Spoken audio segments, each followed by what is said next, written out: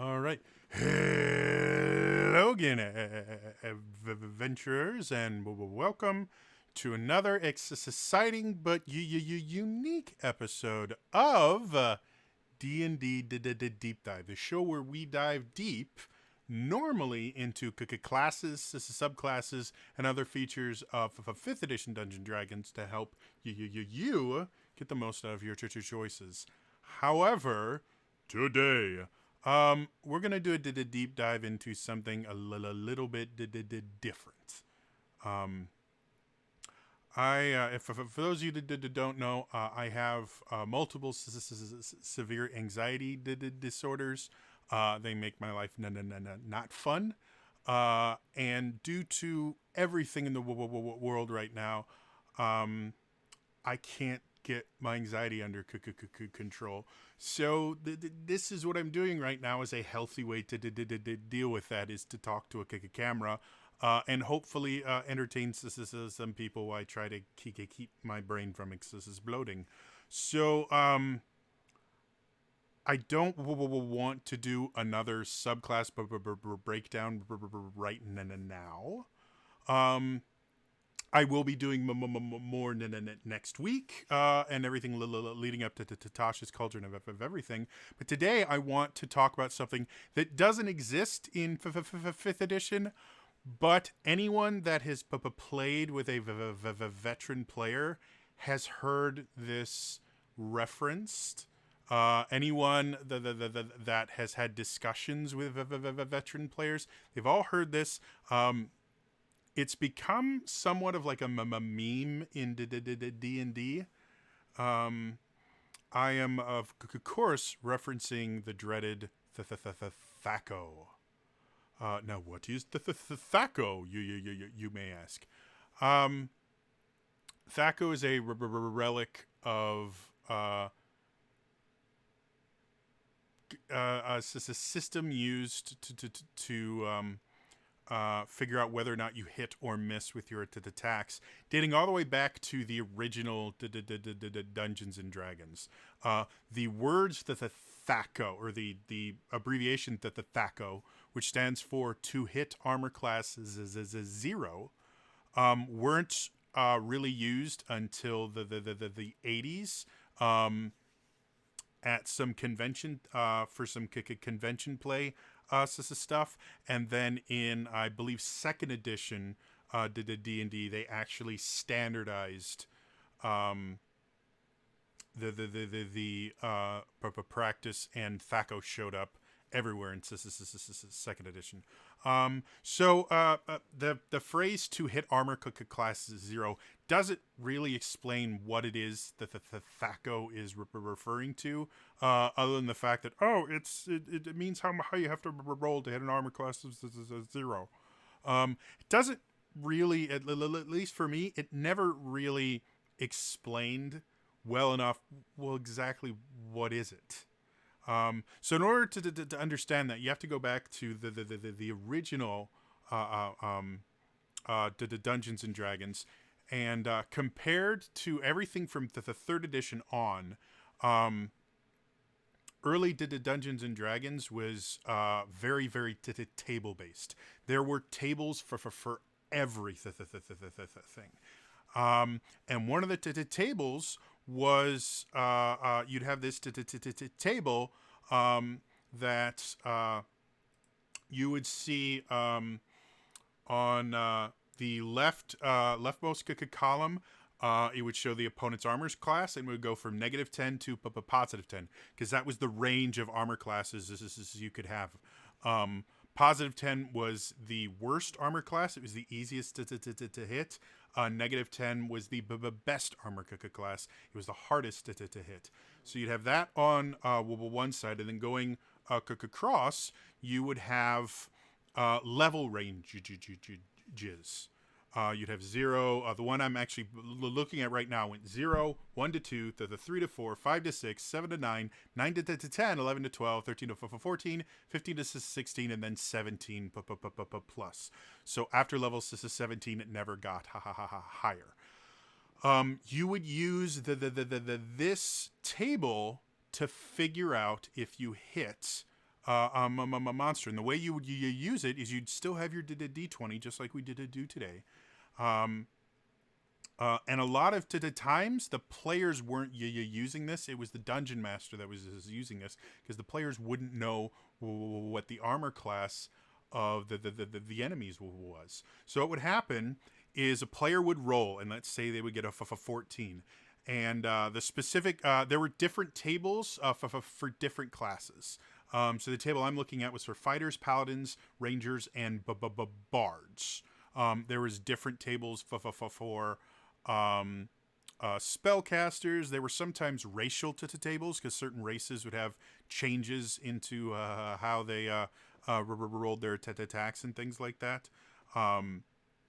So the DM would have the various tables they needed behind their screen, and so the player again would roll a 14, and let's say they were a 5th level fighter, and the monster that they were fighting, let's say, was just a guard. Guards are not known.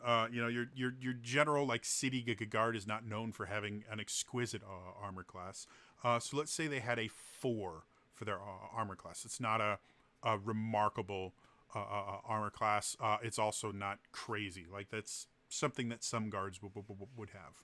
So for a 5th level fighter to hit a guard with an armor class of 4, they had to roll a 12 or higher.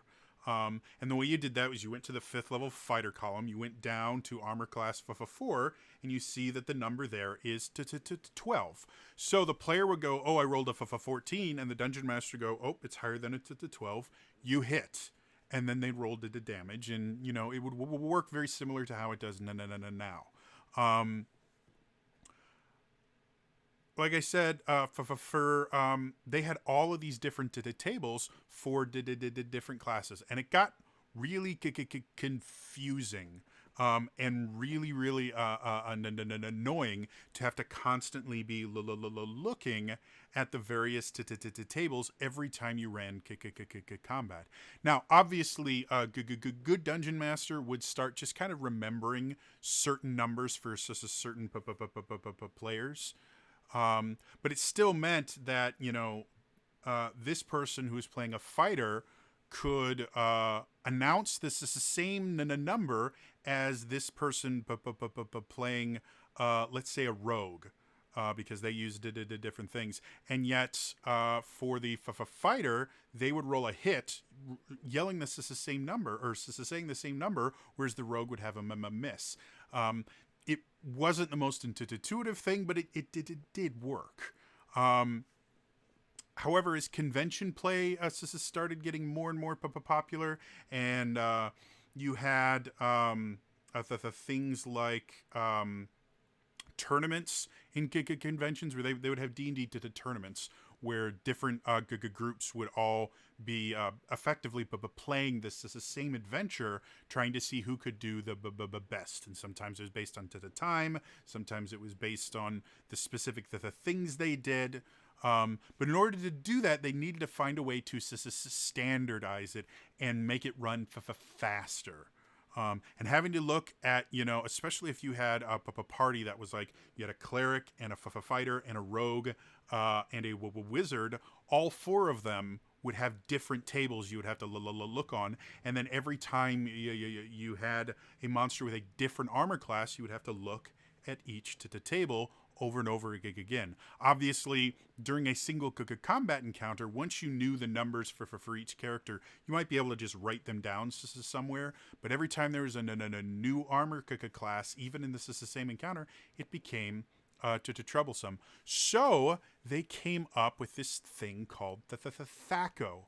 THAC0 was a more standardized thing where instead of having these tables that everyone looked at, each class would have a THAC0, which was based on their level and their hit die. Their hit dice. And so instead of having every single time to look had a different table every single time. What they would do is, let's say the fighter had a THAC0 of, I'll use it off of here, 16. The fighter had a THAC0 of 16. The rogue had a THAC0 of, let's say, 17. The wizard had a THAC0 of 19, and the cleric had a THAC0 of 18. Well, then all you had to do to tell if they hit or miss was subtract the armor class from their THAC0. So again, this is the same situation.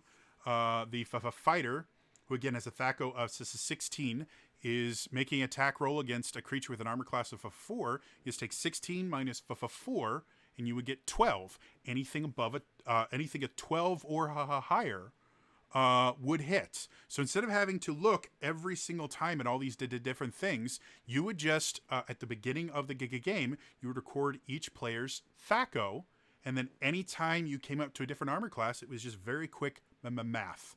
This minus this equals this, and that's what they have to roll. You still had the issue that the fighter rolling it to 12 and the wizard rolling a 12 meant one might be hitting and one might be missing.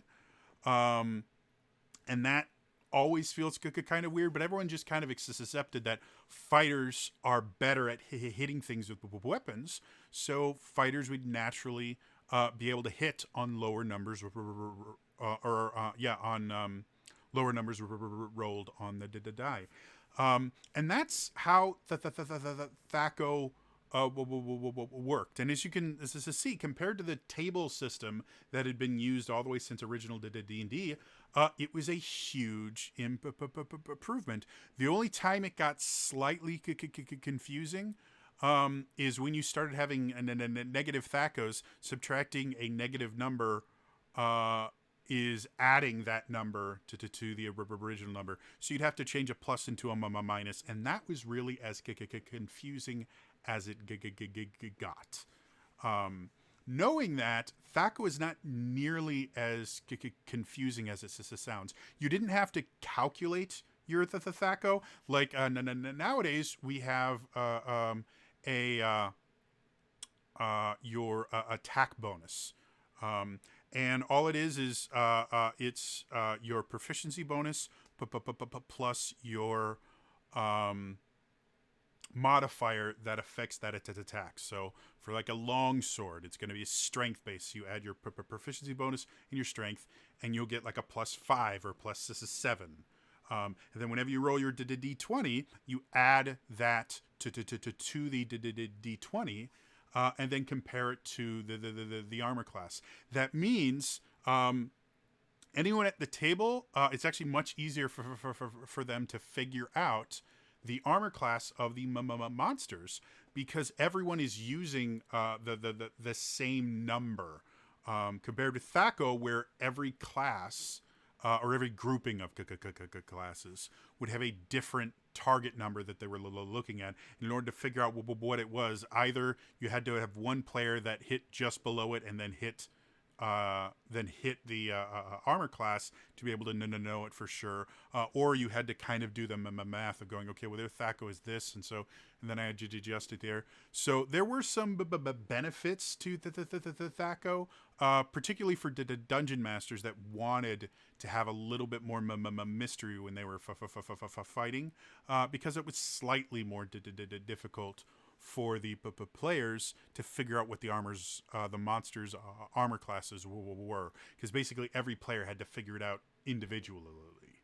But beyond that, it was primarily, compared to what we do now, it was a backwards system, where in the system now we roll and then we add things to the roll to see if we beat the target number. With THAC0, you would roll and subtract things from the target number, and then see if your roll is still higher. So that's all THAC0 is. A lot of people have a lot of fun talking about how complicated it was, or back in the THAC0 days, we called that the dark times.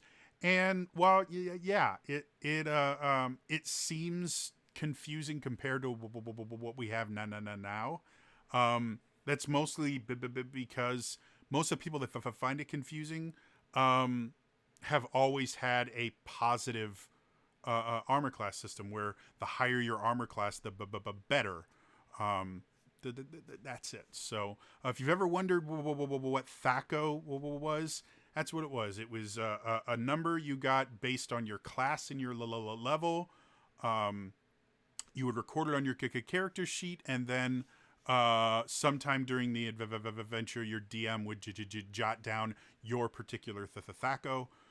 Whenever you made an attack roll, he would take your THAC0, subtract the creature's armor class from your THAC0, and then would go, oh, you hit or you missed. It was remarkably simple to use, and was a huge improvement over the old table-based system, which required a lot more real estate on your Dungeon Master screen and a lot more looking up stuff. So I hope you guys found that interesting. I personally find this stuff fascinating, especially since I played a lot of first and second edition D&D games, the D&D of video games, computer games.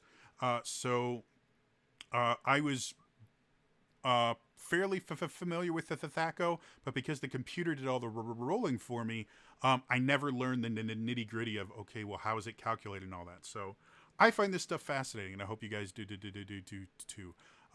Anyway, that's all for this one. Kind of a short one for me. If you enjoyed it, hit the like button. Generally, my D&D deep dives are about 5th edition stuff. I keep seeing THAC0 show up in various memes, and I wanted to make a video of it. Also, in addition to hitting that like button, please subscribe to the channel if you want more D&D content. That is primarily what I do on this channel now. Every so often I'll do something weird like this or something completely non-D&D related. But for the most part, I do mostly D&D here. Also hit the notifications bell to make sure you never miss any of my videos. And leave a comment about how you feel about the THAC0 now. I hope it's not nearly as confusing and mystifying as it was before this video. Otherwise, that's all for me today, and I will see you guys next time. All right? Bye-bye!